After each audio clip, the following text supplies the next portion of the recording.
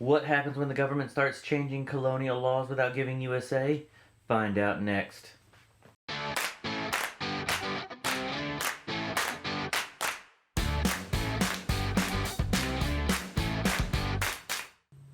Welcome to Learning Stuff with Sprayberry, where we make social studies fun, easy, and educational. Today's topic is salutary neglect, which, because historians are bad at naming things, is exactly what it sounds like: ignoring money. So, early on in English colonialism, the thought was just let the colonies get started.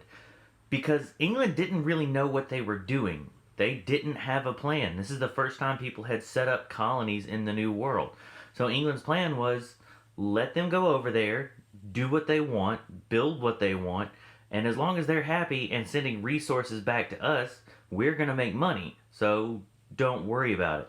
And this policy lasted from about 1607, when Jamestown was founded, till about 1696, when some ideas started to roll around the English Parliament and the King's head. And we start to see that change a little bit. So why the sudden change in colonial policy in 1696?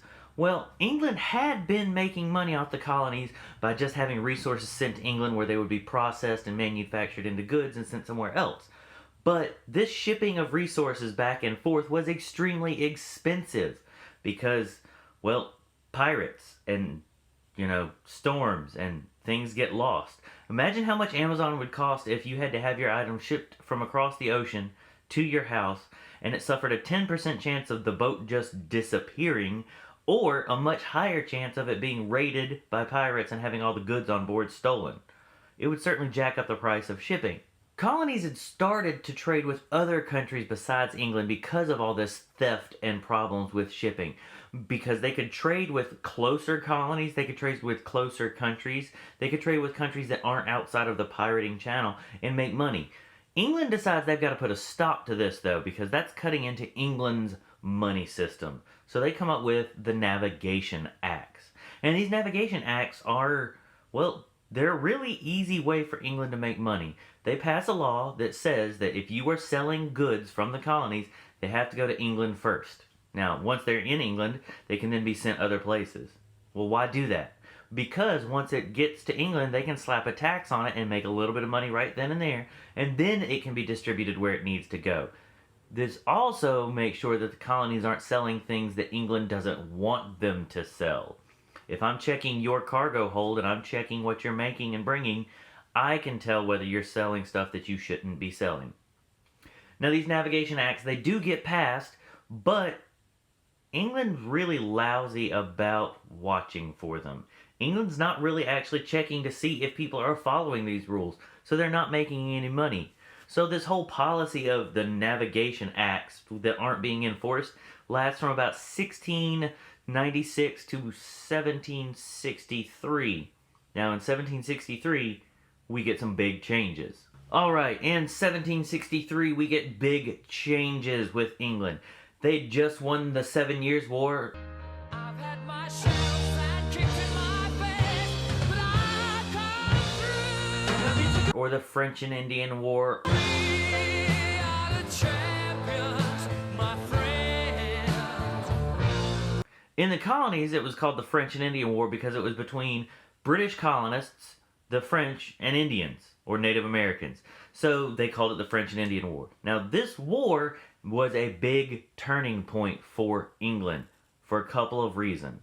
So long story short, French colonists and English colonists get into a battle over some land in the Ohio River Valley. Both of them say it's mine. Neither one of them can agree to work it out, so they start shooting at each other. Both sides start to try to bring in Native Americans to join their side.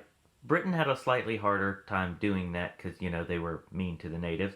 But anyway, they brought the natives involved into this war and they fight both sides of it. Well, England can't let their colonial land disappear to the French. So England sends troops from all the way over in England to the colonies to help protect the colonial citizens. But bringing those troops over is expensive. Now, I ain't saying she a gold digger, but she ain't messing with no broke. You gotta pay for food, for housing, and for the shipping of the people from England to here. So it's extremely expensive. Now, England decides since the colonists started this fight, they should be the ones who have to pay for the damages of this fight. And they start slapping tons and tons of acts on these colonists. They start taxing the things that they need for daily life. For glass, they tax lead. For paper products, they put stamps on it. For daily food, they put taxes on sugar and molasses and things like that. This causes the colonists to have to pay back the money that England spent protecting them in the form of taxes. To find out more about these acts, check out my video about the acts that led to the revolution. I guess that's a spoiler, but oh well. By taxing the goods that the colonists need for a daily survival, England's officially ending the policy of salutary neglect, which you can imagine would have some effects for the colonists.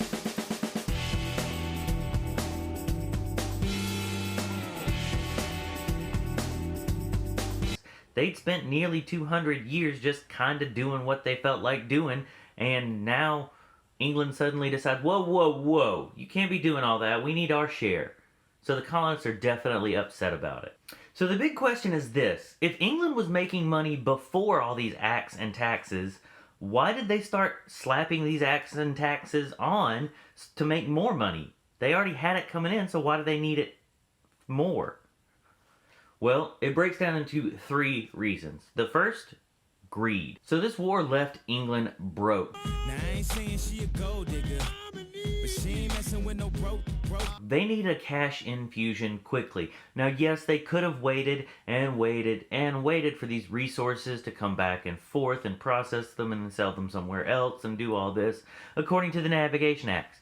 But that takes time. So instead, England starts slapping on taxes and acts because they work faster. It's direct cash. I don't have to wait for processing. I don't have to wait for product to move. I can just tax you and get money. Secondly, England kind of used some of these taxes as almost a way to punish the colonists. Because in England's mind, the colonists are the one who started this war.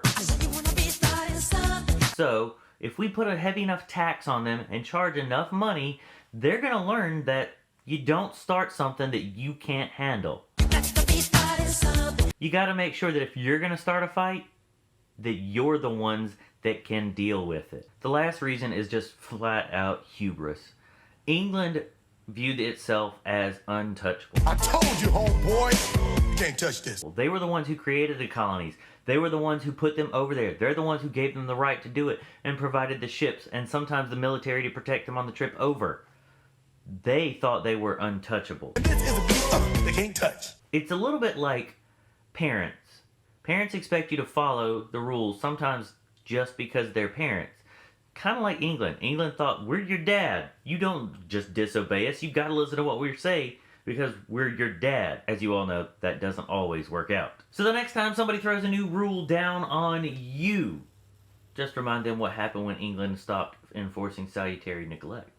Thanks for watching. If you found this video fun, educational, or entertaining, please click like down below. If you like this content and you want to see more of it, click subscribe. I post new videos every Monday. This has been Learning Stuff with Sprayberry, where we try to make social studies fun, easy, and educational. Thanks for joining me.